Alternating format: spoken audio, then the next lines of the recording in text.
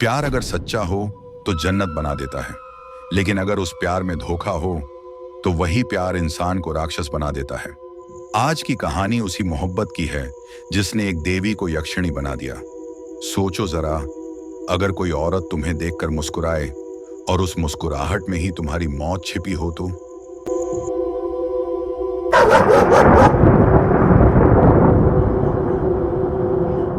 उस खंडहर हवेली की दीवारों से टकराकर एक चीख गूंजती है, एक ऐसी चीख जो किसी इंसान की नहीं है।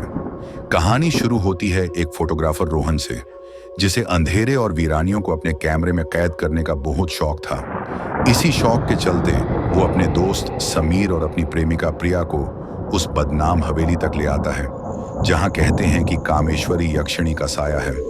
एक ऐसी बला जो मर्दों को अपनी खूबसूरती के जाल में फंसाकर उनकी रूह पी जाती है। आधी रात को रोहन अकेले ही उस हवेली में कदम रखता है, जहां उसका सामना एक रहस्यमयी और बेहद हसीन औरत मोहिनी से होता है। मोहिनी की नशीली आंखें और मीठी बातें रोहन को अपने वश में कर लेती हैं और वो उसके साथ हवेली के ऊपरी कमरे में चला जाता है। उधर टेंट में सो रही प्रिया अचानक एक जानी पहचानी डरावनी हंसी से जाग उठती है। ये वो हंसी थी जो उसके बचपन के बुरे सपनों में उसे सुनाई देती थी। तभी कहानी का सबसे बड़ा पर्दा उठता है।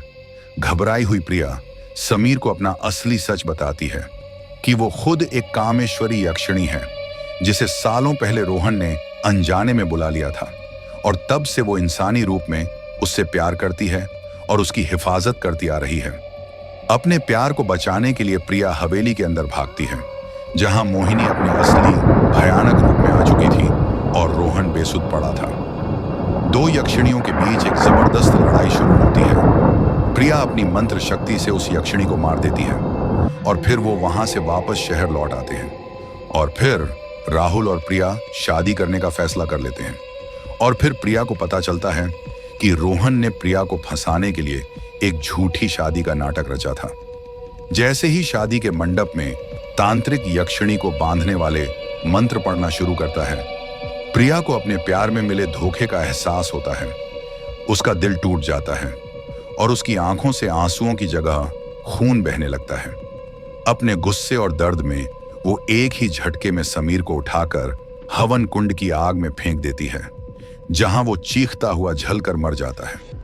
इससे पहले कि बाबा के मंत्र उसे पूरी तरह कैद कर पाते, प्रिया अपने प्यार को एक धोखेबाज के हाथों कैद होने से ज्यादा मौत को चुनती है और आग की लपटों में खुद को भस्म कर लेती है।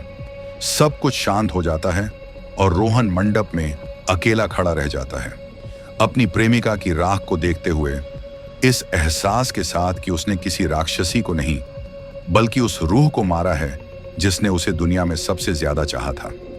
लेकिन कहानी यहां खत्म नहीं हुई, बल्कि असली कहानी तो अब शुरू हुई थी।